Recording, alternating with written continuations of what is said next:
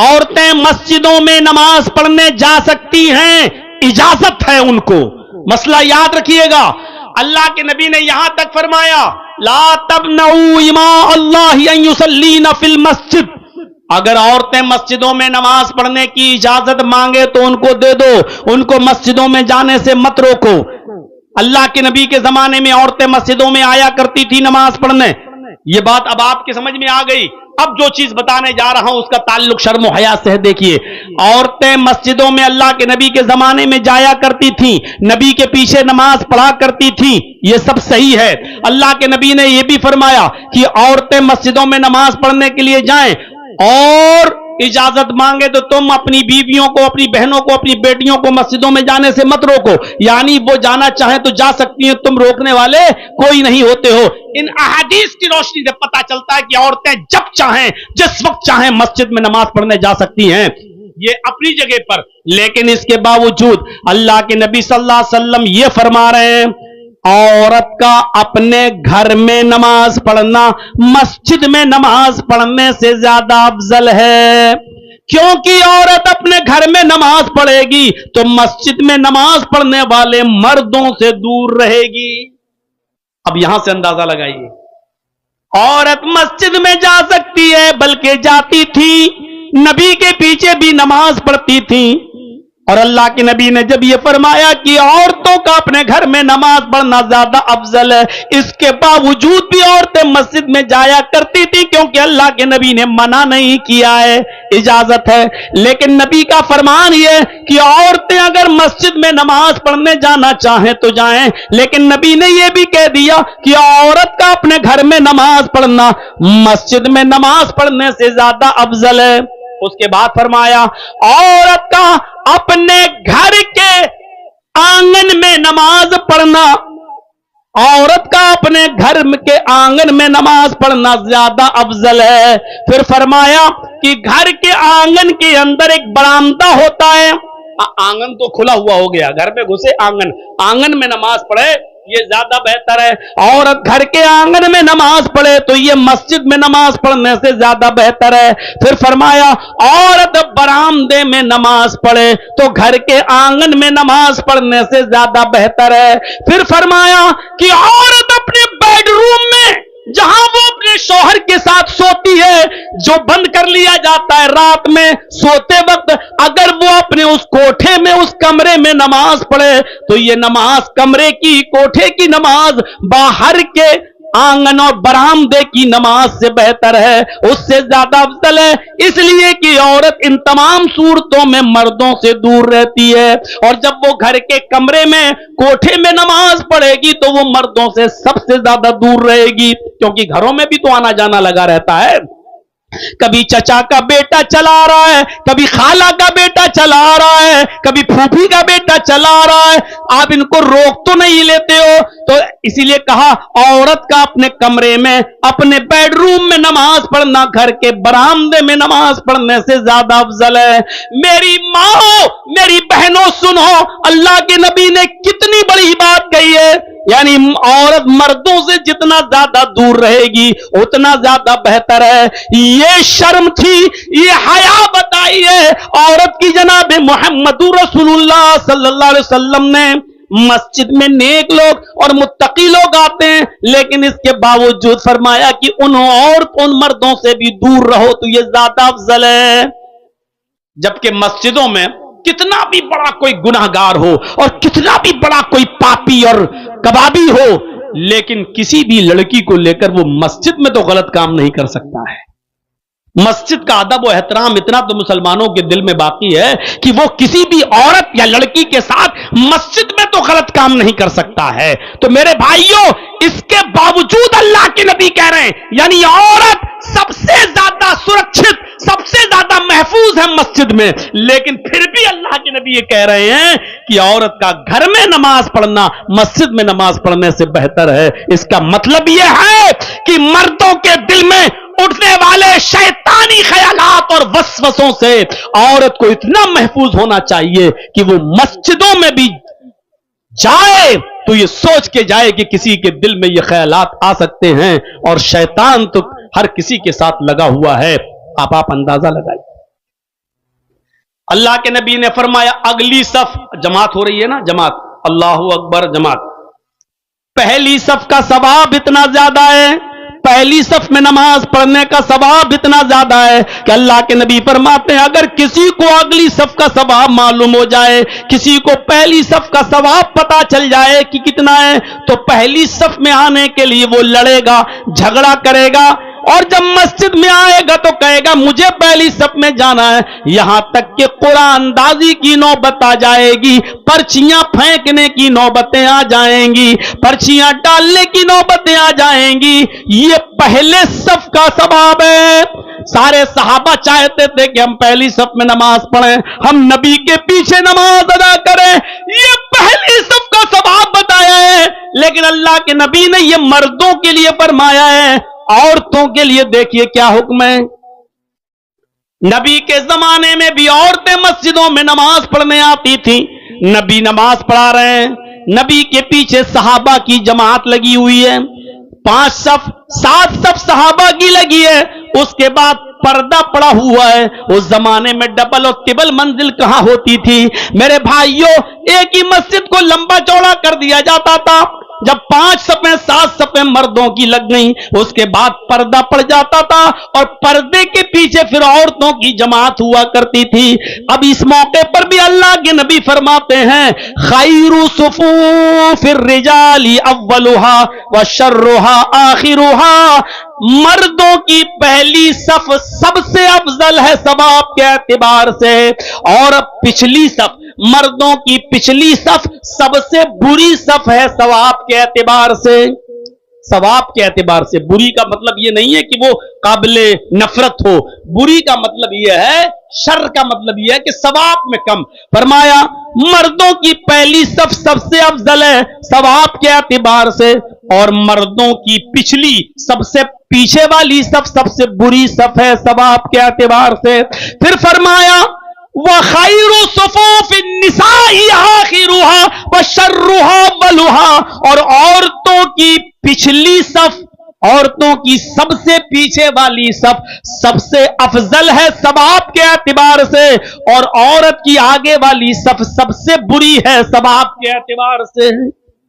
جرجی صاحب نماز پڑھا رہے ہیں، اللہ اکبر، اب میرے پیچھے 5 صفیں لگی ہیں مردوں کی، اس کے بعد پردہ پڑا ہوا ہے، پردے کے پیچھے 5 صفیں لگی ہوئی ہیں عورتوں کی، ٹھیک ہے، مردوں کی پہلی صف جو جرجیز کے پیچھے لگی ہوئی ہے وہ سب سے افضل ہے ثواب کے اعتبار سے، اور عورتوں کی 5ویں لاسٹ والی سب سے پیچھے والی صف سب سے اچھی ہے ثواب کے اعتبار سے۔ کیوں؟ کیونکہ وہ پچھلی والی صف مردوں سے اتنی دور ہے، مردوں سے دور ہے، تو جو مردوں سے جتنا دور ہے ثواب بھی اتنا زیادہ بڑھ رہا ہے۔ عورت کی وہ نماز جو مرد سے جتنا دور اور جتنا چھپ کر پڑی جائے وہ ثواب میں اتنا ہی زیادہ درجہ رکھ رہی ہے۔ یہ شرم و حیا ہے اسلام کے اندر۔ میرے پیارے ساتھیوں، ہماری ماں بہنیں ذرا سوچیں، نماز کے معاملے میں بھی اسلام نے جب دور رکھا ہے کہ نماز پڑھنے بھی جاؤ تو مردوں سے دور رہو، تو تمہیں شادیوں میں مردوں کے ساتھ بیٹھ کے کھانا کھانے کی اجازت کس نے دے دی ہے؟ کالجز میں اور یونیورسٹیز میں ہماری ایک انٹر کلاس کی لڑکی، انٹرمیڈیٹ کی لڑکی، 12ویں کلاس کی لڑکی کو ایجوکیشن میں بیٹھے گی، 10 کلاس میں پڑھنے والی لڑکی لڑکوں کے ساتھ کلاس میں بیٹھ کے پڑھے گی، اور کالج کی کینٹین میں دونوں لڑکے اور لڑکیاں چائے پیئیں گے۔ غور کرو میرے بھائیو، اس حدیث کی روشنی میں زمانہ کہاں جا رہا ہے مجھے اس سے مطلب نہیں، آپ نے مجھے یہاں قرآن اور حدیث سننے کے لیے بلایا ہے، وہ سنیے۔ جب مسجد میں بھی عورت کی پچھلی صف سب سے زیادہ بہتر ہے کیونکہ وہ مردوں سے دور ہے، تو جب مسجد کے اندر اجازت نہیں ہے کہ مرد کے قریب جائیے، تو شادیوں میں، کالجز میں، ہوٹلوں میں، یونیورسٹیز کے اندر اور بازاروں میں میرے بھائیوں کہاں سے جائز ہو جائے گا؟ یہ سوچنے والی بات۔ جرجی صاحب نماز پڑھا رہے ہیں، نماز پڑھاتے پڑھاتے رکوع میں گئے، رکوع سے اٹھے، سجدے میں گئے، بھول گئے، ایک رکوع کیا کہ 2 رکوع کر لیے، 2 سجدے کرنا تھے، 1 سجدہ کیا یا 3 سجدہ۔ میرے پیچھے جو لوگ موجود ہیں ان کو اگر یاد ہے تو وہ یاد دلا دیں گے، وہ ٹوک دیں گے سبحان اللہ، اللہ اکبر، कह कर वो टोक देंगे, वो याद दिला देंगे। लेकिन अगर मर्दों को मालूम नहीं है, मर्दों, आप इधर देखिए, अगर मर्दों को पता नहीं है लेकिन औरतें पीछे खड़ी हुई हैं पर्दे के पीछे, और उनको पता है कि मर्द भूल गया है, इमाम भूल गया है, तो वो सुभान अल्लाह नहीं कहेंगी, अल्लाहु अकबर नहीं कहेंगी, वो याद इस तरीके से नहीं दिलाएंगी। देख रहे हैं, सुभान अल्लाह इस जुमला कहने से जमीन और आसमान नेकियों से भर जाते हैं, अल्हम्दुलिल्लाह कहने से जमीन और आसमान नेकियों से भर जाते हैं। लेकिन इतना प्यारा जुमला भी उन औरतों को अपने मुंह से निकालने की इजाजत नहीं है जोर से, बल्कि वो अपने इमाम को याद दिलाने के लिए इस तरीके से ताली बजाएंगी, यानी पीछे हैं और इमाम को याद दिलाने के लिए इस तरीके से ताली बजाएंगी। और ताली की आवाज सुनकर इमाम को पता चल जाएगा कि मैं भूल गया हूं। ये औरत की शर्म हया है कि अगर इमाम भूल जाए तो अपने इमाम को याद दिलाने के लिए वो अपनी जबान से सुभान अल्लाह, अल्लाहु अकबर भी ना कहे, क्योंकि औरत की आवाज का भी पर्दा है। हो सकता है कि कोई दिल जला, कोई मन चला, उसकी स्वीट और मीठी और सुरीली आवाज पर फिदा हो जाए और फिर वो उसका पीछा करने लगे, फिर वो उसका ताक़ुब करने लगे। फरमाया कि औरत के लिए सुभान अल्लाह, अल्लाहु अकबर कहना भी जायज नहीं है, बल्कि वो ऐसे ताली बजाकर अपने इमाम को याद दिलाएगी। ये है औरत की शर्म हया। वल हयाउ शुअबतुम मिनल ईमान, और हया ईमान का एक शोबा है, हया ईमान की एक ब्रांच है। मेरे भाइयों, जब लड़की का निकाह होता है तो उस निकाह के मौके पर उससे इजाजत ली जाती है। हमारे यहाँ जो दस्तूर है वो बड़ा खराब है, आपके यहाँ क्या है मुझे नहीं मालूम। हमारे यहाँ एक वकील और 2 गवाह लड़की के पास जाते हैं, एक वकील और 2 गवाह, एक मर्द और 2 गवाह जाते हैं, और लड़की जो जिसकी शादी होने वाली है वो अपनी सहेलियों में के बीचों बीच में बैठी हुई होती है, घिरी हुई होती है। वो वहां जाकर कहलवाते हैं, वो वहां जाकर उससे कहलवाते हैं, फला लड़के के साथ तुम्हारा इतने इतने रुपए मेहर के बस तुम्हारा निकाह किया जा रहा है, क्या तुम्हें वो लड़का कबूल है? अब वो लड़की खामोश है। फिर पूछते हैं क्या वो कबूल है? लड़की खामोश है। उसकी सहेलियां कोहनी मार मार के कहती हैं हाँ कह दो कबूल है, हाँ कह दो कबूल है। वो बेचारी बड़ी मुश्किल से जब कहती है कबूल है, तब ये वकील उन गवाहों से पूछता है तुमने सुना?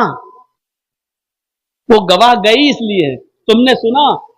कहा नहीं सुना। तो फिर उससे जोर से कहलवाया जाता है और वो लड़की कहती हाँ मुझे कबूल है। तब सुना कि हाँ सुना, ठीक है। अब दस्तखत कराए जाते हैं लड़की से। ऐसे ऐसे जाहिल पैदा हो गए हैं जो लड़की से जबरदस्ती सुना सुना सुना है और कहलवाते हैं। औरत की शर्म हया, लड़की की शर्म हया को बयान करते हुए अल्लाह के नबी ने कहा कि शादी और निकाह, लड़के के निकाह से पहले लड़की से इजाजत ली जाएगी। लड़की का निकाह नहीं होता है, अल्हम्दुलिल्लाह नहमदु व नस्तईन नहीं पढ़ा जाता है, सिर्फ इजाजत ली जाएगी। और इजाजत लेने के लिए जरूरी नहीं है कि शादी वाले दिन ही इजाजत ली जाए।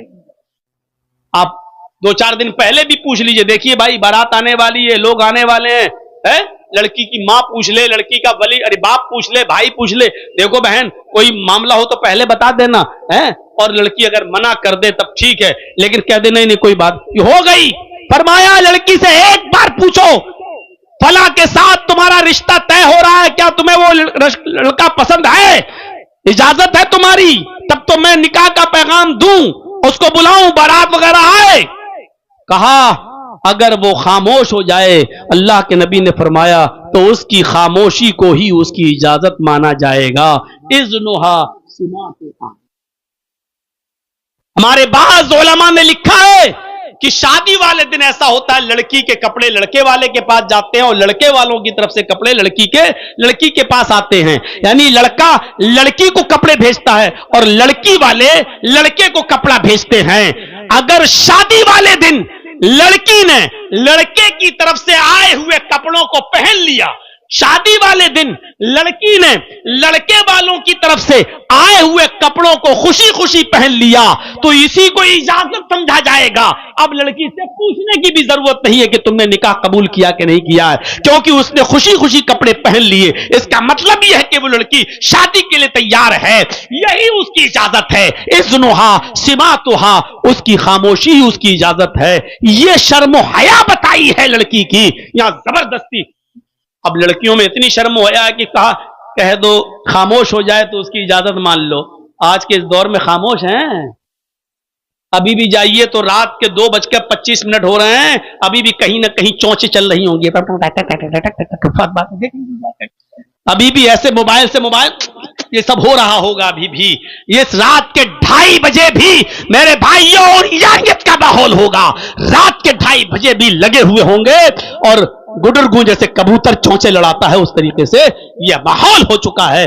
जबकि लड़की की शर्म हया का ख्याल तो अल्लाह के नबी ने यह कहा कि शादी के दिन भी अगर वो खामोश हो जाए तो समझ लो भी यही उसकी इजाजत है। ये 2:30 बज गया है, 1:45 से लेकर 2:30 तक 1.25 घंटा, मैं 1.5 घंटा सोच के आया था, 1.25 घंटे का खिताब काफी है। मेरे प्यारे साथियों, ईमान की अफजल बुनियाद और अफजल दर्जा ला इलाहा इल्लल्लाह, जो तफसीली आपने सुना, रास्ते से तकलीफ दे चीज को हटा देना, ये आपने सुना, और हया शर्म ये औरत का लिबास और ये ईमान का हिस्सा। ये ईमान के 3 दर्जे हमें और आपको अपने अंदर पैदा कर लेना चाहिए।